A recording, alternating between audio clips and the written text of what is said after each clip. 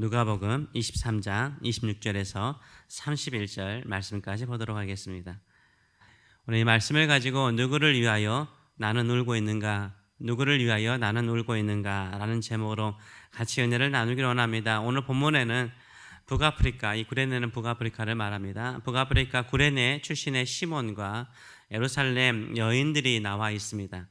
구레네 시몬과 예루살렘 여인들은 예수님께서 십자가를 지고 올라가는 길에 있었습니다. 예수님의 십자가의 길을 직접 목격한 사람들입니다. 예수님께서 고통 중에서 만난 사람들이죠. 구레네 시몬은 로마 군인들에 의해서 강압적으로 예수님의 십자가를 지고 예수님을 따라 올라간 사람입니다. 26절의 말씀을 보게 되면 그들이 예수를 끌고 갈 때, 이 해골이라는 골고다 언덕으로 예수님을 끌고 갈 때 시몬이라는 구레네 사람이 구레네 지방 출신이라는 것입니다. 구레네 출신의 시몬이 시골에서 오는 것을, 아마 그 고향에서 아프리카에서 유월절을 지키기 위해서 올라오는 길이었던 것 같습니다. 그래서 사람들이 모여 있으니까 아마 구경하러 왔겠죠. 구경하러 얼굴을 딱 내밀었는데 그 당시에 예수님이 쓰러지신 것 같아요. 그래서 구레네 시몬을 끄집어서 로마 군인이 네가 좀 져라 이렇게 해버린 거죠. 어떨결에 강압적으로 자기가 원해서 예수님의 십자가를 진 것이 아닙니다. 그냥 어떨결에 강압적으로 십자가를 지게 된 것입니다. 이 어떨결에 이 십자가를 졌는데, 억지로 졌는데 그 십자가 때문에 이 구레네 시몬은 유명한 사람이 됐잖아요. 우리가 지금 알고 있잖아요. 그것 때문에 그의 아내하고 그의 자녀들이요, 예수 그리스도를 위해서 사는 초대교회의 가장 중요한 인물 중에 한 사람들이 되어버렸습니다. 자기는 그냥 유월절 지키러 예루살렘 성에 왔는데 우연찮게 십자가를 졌는데 그의 인생을 바꿔버렸어요. 그의 가족을 바꿔버렸어요. 자녀들의 인생을 바꿔버렸어요. 부인의 인생까지 바꿔버렸습니다. 우리 인생도 마찬가지예요. 신앙생활하면서 내가 원하는 대로 다 가면 다 형통하는 것처럼 보이는데요, 하나님께서 억지로 나도 모르게 어떨결에 졌던 무거운 십자가가 결국은 나를 복되게 하고 가족을 복되게 하는 영광이 되는 줄 믿습니다. 우리가 주를 위해서 살다 보면 억지로 지는 십자가, 어떨결에 지는 십자가일지라도 기쁨으로 담당하시는 저와 여러분 되시길 축원합니다. 예수님께서 십자가의 길을 걸어가시면서 예루살렘 여인들에게 나눈 말씀이 오늘 본문에 자세히 나와 있습니다. 우리가 누구를 위해서 눈물을 흘려야 되는가를 예수님께서 말씀하세요. 저와 여러분은 누구를 위해서 주로 눈물을 흘리시나요? 누구를 위해서 주로 눈물을 흘리시나요? 물론 여러분의 인생의 고통과 아픔 때문에 눈물을 흘린 사람도 있을 것입니다. 또 하나님의 나라와 복음을 위해서, 또 고난 중간이 되면은 예수님의 순환을 위해서 그 고난에 참여하는 마음으로 그 고난을 생각하면서 눈물을 흘리는 사람도 있을 것입니다. 그런데 예수님께서는 예수님을 위해서 가슴을 치면서 울고 있는 예루살렘 여인들을 위해서 이렇게 말씀하십니다.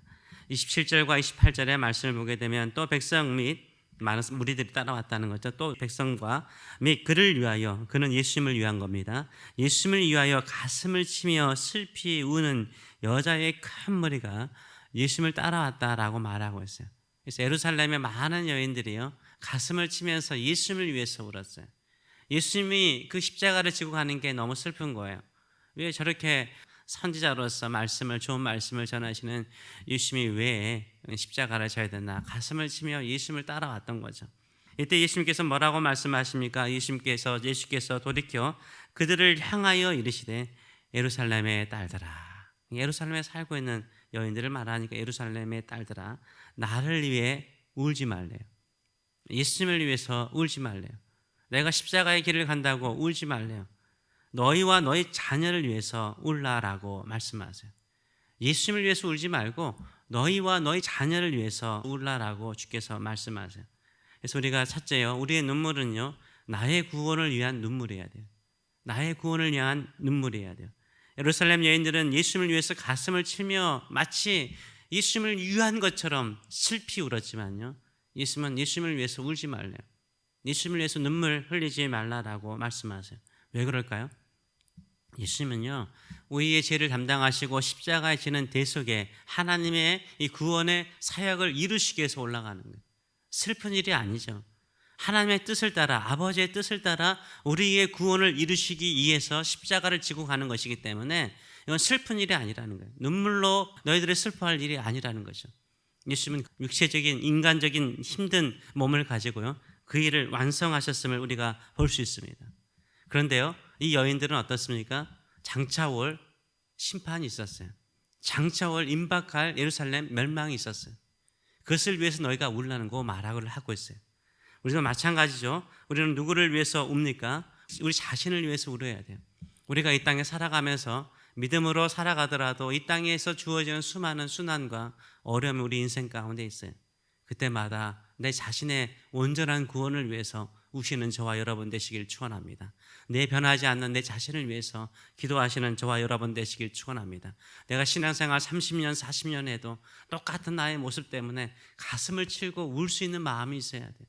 하나님께 기쁨이 돼야 되는데 오히려 세상으로부터 주의 이름을 욕되게 한다면 내 가슴을 치며 내 자신을 위해서 울 수 있는 저와 여러분 되시길 축원합니다. 두 번째로는 예수님은 누구를 위해서 울라라고 말하고 있습니까? 너희 자신과 너희 자녀들을 위해서 울라라고 말을 하고 있어요. 우리 자녀들을 위해서 울라라고 말하고 있어요. 저와 여러분이 부모로서 자식들을 생각하면서 울지 않는 부모가 어디 있겠습니까? 많이 울어야 돼요. 자식을 위해서는 많이 울어야 돼요. 특별히요, 지금 시대는요, 우리 자녀들이 신앙을 지키기가, 또 신앙을 가지기가요, 하나님을 의지하기가요, 얼마나 어려운 시대인지 몰라요. 세상은요, 우리 자녀들을 어릴 때부터요, 이 세상 교육은 어릴 때부터요, 하나님의 존재보다는요, 그냥 인간, 물질, 진화론을 다 가르치잖아요. 그냥 물질이에요, 물질. 하나의 물질에 불과한 거예요. 신에 대한 존재는 믿지 않게 만들어요. 그리고요, 인터넷 시대 속에서 인간의 그 친밀함, 이 접촉의 친밀함, 교회의 친밀함, 이런 것보다는 그냥 가상의 사람들, 멀리 있는 가상의 사람들과 또 사귐을 통해서 더 외로워지고 있잖아요. 어느 시대보다도요, 많은 아이들이요, 자살을 해요. 많은 아이들이요, 인생을 허무하게 느껴요. 그리고 약에 중독되고요, 마약에 중독되고요, 술에 중독되고요, 게임에 중독되고요. 이상하지 않아요? 이 시대가 이렇게 변화되고 있는데 우리 아이들이 신앙을 지키고 믿음을 지키고 건강하게 자라가는 것이 힘들고 하나님의 거룩한 뜻을 이루기 힘든 이 시대인데 우리 부모들이 가만히 있으면 되겠습니까? 멸망의 시대가 가까워지고 있는데 우리가 울지 않을 수 없는 것입니다. 사랑하는 자녀들을 위해서 우시는 저와 여러분 되시길 축원합니다. 셋째로는 예수님은 예루살렘 여인들에게 장차 임할 고통과 재앙을 위해서 울라라고 말씀하고 있습니다. 29절에서 31절의 말씀을 보게 되면 보라, 날이 이르면 이 날은 두 가지 의미를 가지고 있어요. 예수님께서 말씀하신 날은 두 가지 의미가 있어요. 하나는 예루살렘 멸망이죠. AD 70년경에 로마에게 함락돼요. 원래는 식민 통치를 받는데 67년에 반란을 일으키죠. 그래서 유대인들이 다 예루살렘으로 모여들죠. 3년 동안에 로마가 토성을 쌓고 하죠. 그 안에 3년 동안 얼마나 치열하게 사람들이 살다 죽어갔는지 몰라요. 그걸 지금 말씀하고 있고 또 한 가지는 인류의 멸망, 오늘 두 가지 의미를 가지고 있습니다. 사람이 말하기를 잉태하지 못한 이와 해산하지 못한 태와 먹이지 못한 젖이 복이 있다 하리라. 부모만 고통을 당하면 괜찮은데 어머니만 고통을 당하면 괜찮은데 이 전쟁의 치열함 속에 어머니 혼자만 있으면 괜찮은데 자식들이 그 고통 중에 같이 있으니까 아예 자식을 낳지 않았던 여인들이 더 복이 있다라고 말할 정도로 큰 고통이 너에게 찾아올 거라는 거예요. 재앙이 찾아올 것이라고 말하고 있어요. 그때의 사람의 산들에 대하여 우리 위에 무너지라 하며 작은 산들을 대하여 우리를 덮으라 하리라. 푸른 나무에도 이같이 하거든 마른 나무에도 어떻게 되리요? 라고 말하면서 그때에 얼마나 고통스러우면 그냥 죽었으면 좋겠다. 아니면 거기를 의지한다라고 이야기를 하고 있어요. 그 정도로 큰 고통과 재앙이 찾아올 것을 말하고 있습니다. 지금도 우리가 볼 때에는 무슨 재앙이 있나라고 생각할 때가 참 많아요. 자연적인 재해라든가요, 재앙이라든가요. 코비드 확실히 경험했잖아요. 이 지구 자체가 하나의 뭐였어요? 전염병 소용돌이에 있었잖아요. 무섭지 않았어요? 다 무서워하셨잖아요. 집에 계셨잖아요. 나가지 않으셨잖아요. 마스크 철저히 쓰셨잖아요. 손 그렇게 깨끗이 닦았잖아요. 왜 그래요? 살고자 하셨잖아요. 그래도 사람들이 많이 돌아가셨어요. 그 다음 재앙은 없을까요? 그 다음 전염병은 없을까요? 그것보다 더 큰 쓰나미는 없을까요? 그것보다 더 큰 지진은 없을까요? 우리가 깨어서 주를 바라보고 나의 구원이 주님 앞에서 부끄럽지 않고 나의 인생이 주님이 언제든지 부르실 때 부끄럽지 않은 인생이 되게 하여 주시고 내 생애에 이런 하나님의 어미한 심판 앞에 재앙 앞에 서지 않도록 내 자신을 정결하게 하시는 저와 여러분 되시기를 축원합니다. 가끔 우리가 기도하다 보면 눈물을 흘리다 보면 많은 선교를 위해서, 큰 것을 위해서 기도하는 것만이 고상하고 거룩한 것처럼 생각할 수 있습니다. 물론 하지 말라는 거 오해하지 마세요. 해야 돼요. 그러다 보니까는 어떤 마음이 드냐면, 나를 위해서 기도하는 거, 내 자식을 위해서 기도하는 거, 내 다가올 미래를 위해서 내가 준비하는 마음으로 기도하는 것을 작게 여겨요. 또 부끄럽게 여길 때도 있어요. 그렇지 않아요. 예수님께서는 십자가의 길, 그 고통의 길에서 너희와 너희 자신과 너희 자녀들을 위해서 기도하고, 너희 앞에 닥칠 미래의 재앙을 위해서 기도하라 라고 말씀하셨어요. 그리고 눈물로 기도하라 라고 말씀하셨어요. 이게 현실적인 거잖아요. 현실적인 거. 이것을 위해서 기도할 때 주께서 우리에게 자비를 베풀어 주실 줄 믿습니다. 자비를 구하는 자에게 자비를 베풀어 주실 줄 믿습니다. 우리의 눈물은 누구의 구원을 위한 눈물입니까? 우리의 눈물은 우리 자녀를 위한 눈물입니까? 또 임박한 재앙과 고통에 대한 눈물입니까? 주께 구할 때 무한한 자비를 우리에게 베풀어 주실 줄 믿습니다. 기도하겠습니다. 살아계신 하나님 아버지, 예루살렘의 딸들은 자신들의 가슴을 치며 예수님을 위해서 우는 것이 예수님을 위해서 가장 큰 것을 할 수 있는 것이라고 생각을 했습니다. 그러나 예수님은 그들의 눈물이 필요하지 않았습니다. 예수님은 하나님 아버지의 뜻을 따라 십자가의 길을 올라가시고 그 구원을 이루시기 때문입니다.